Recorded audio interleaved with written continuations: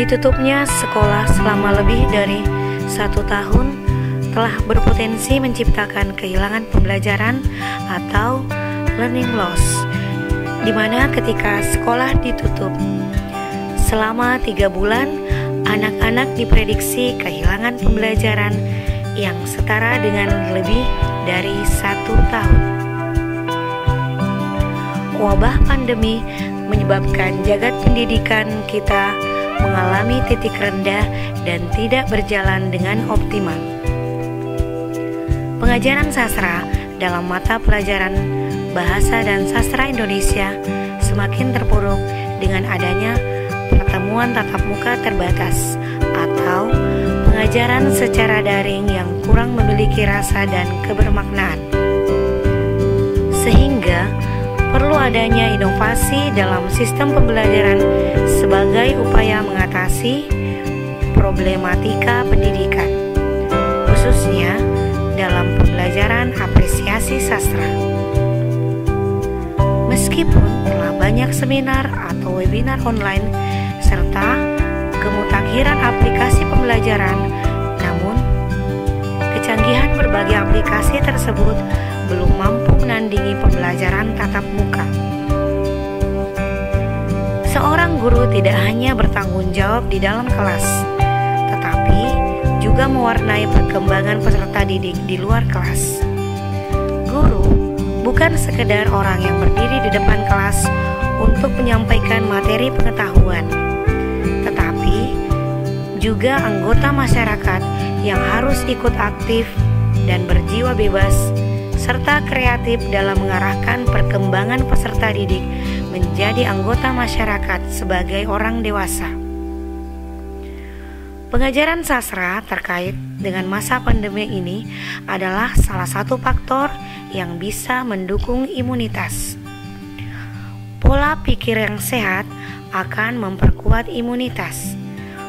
Ada istilah bahwa hati yang gembira merupakan obat yang manjur. Hati yang gembira merupakan ungkapan pola pikir positif. Sastra mengarahkan manusia pada pola pikir positif. Kreativitas dapat dikembangkan dari pola pikir yang tidak berfokus pada tantangan, melainkan pada berbagai peluang yang dapat dilakukan sekecil apapun. Salah satu solusi untuk mengisi ruang-ruang yang meraung dan kosong selama masa pandemi sehingga menjadi ruang berkarya adalah pemanfaatan media sosial. Langkah-langkah yang dapat ditempuh sebagai berikut.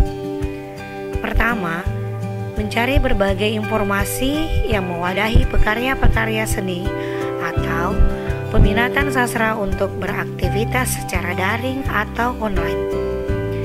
Kedua, produktif berkarya dengan memanfaatkan media sosial. Terkait hal ini, memberikan dukungan penuh pada diri sendiri secara sadar dan positif untuk terus menghasilkan karya baik dari sastra tulis berupa puisi, cerpen, dan lain-lain, atau berkarya membaca puisi dengan melibatkan siswa secara daring.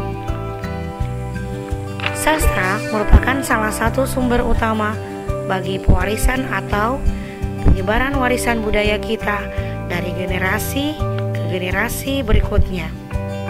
Sastra memainkan penilaian warisan budaya manusia sebab sastra adalah bagian dari budaya dan kehidupan kita sebagai manusia dan sebagai warisan yang dapat mengarahkan pada pengembangan sikap-sikap positif bagi generasi penerus bangsa.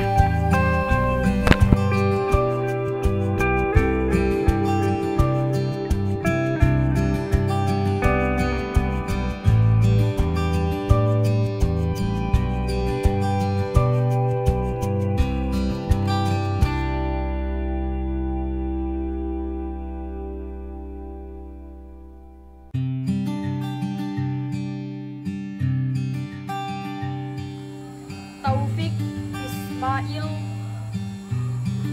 Palestina. Bagaimana bisa aku melupakan